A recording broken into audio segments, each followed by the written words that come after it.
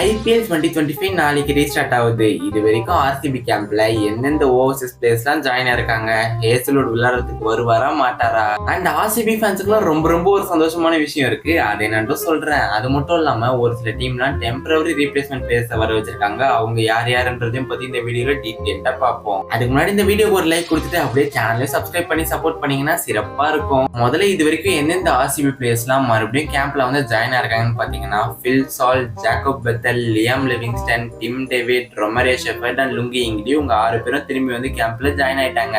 இதுல Lungi Ngidi and Jacob Bethell பாத்தீங்கன்னா play ஆஃப்ஸ்க்கு அவைலபிளா இருக்க மாட்டாங்க. ரீசன் பாத்தீங்கன்னா லுங்கி இங்கிடி WTC ஃபைனல் ப்ரிப்பரேஷனுக்காக போறாரு அண்ட் ஜாக்கப் பெத்தல் வெஸ்ட் இண்டீஸ்க்கு அகைன்ஸ்டான ODI சீரீஸ்ல விளையாடுறதுக்கு போறாரு. ஆல்சோ மே 21 இருந்து பாத்தீங்கன்னா வெஸ்ட் இண்டீஸ் vs அயர்லாந்து ODI சீரீஸ் ஸ்டார்ட் ஆகுது. ஸ்குவாட்ல பாத்தீங்கன்னா ரொமரே ஷெஃபரோட பேர் இருக்கு. பட் அவர் IPL ஃபுல்லா விளையாடுவாருன்ற மாதிரி சொல்லியிருக்காங்க.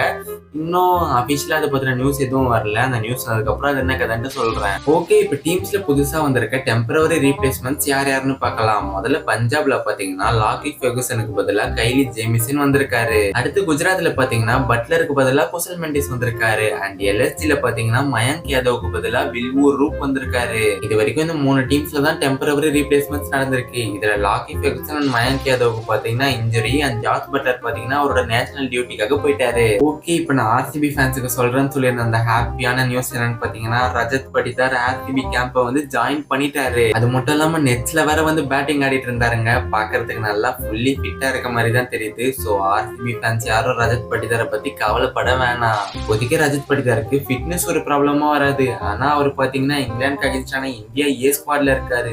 அது வேணா ஆர்சிபி டீமுக்கு ஒரு பிரச்சனையா வந்தா வரலாம். இப்ப கடைசியா ஜாஸ் ஹேசல்வுட் வருவாரா இல்ல மாட்டாரான்னு பாத்தீங்கன்னா இதை பத்தி ஆபீஷியலா இன்னும் எந்த ஒரு நியூஸும் வரல. பட் ஹிந்துஸ்தான் டைம்ஸ் அந்த மாதிரி அன்அபிஷியல் நியூஸ்ல என்ன சொல்லுதுன்னா ஜாஸ் ஹேசல்வுட் கண்டிப்பா ஆர்சிபி கேம்ப் வந்து ஜாயின் பண்ணுவாரு. பிளே ஆஃப் வரைக்கும் விளையாடி கொடுத்துட்டு தான் போவாருன்ற மாதிரி சொல்லியிருக்காங்க. இது நம்பலாமா வேணாமான்ட்டு எனக்கு தெரியல. பட் இது வரைக்கும் நான் பார்த்த எல்லா நியூஸ்லயும் என்ன சொல்லியிருக்காங்கன்னா ஜாஸ் ஹேசல்வுட் கண்டிப்பா அந்த ஆர்சிபி கேம்பை ஜாயின் பண்ணுவாருன்ற மாதிரி தான் சொல்லியிருக்காங்க.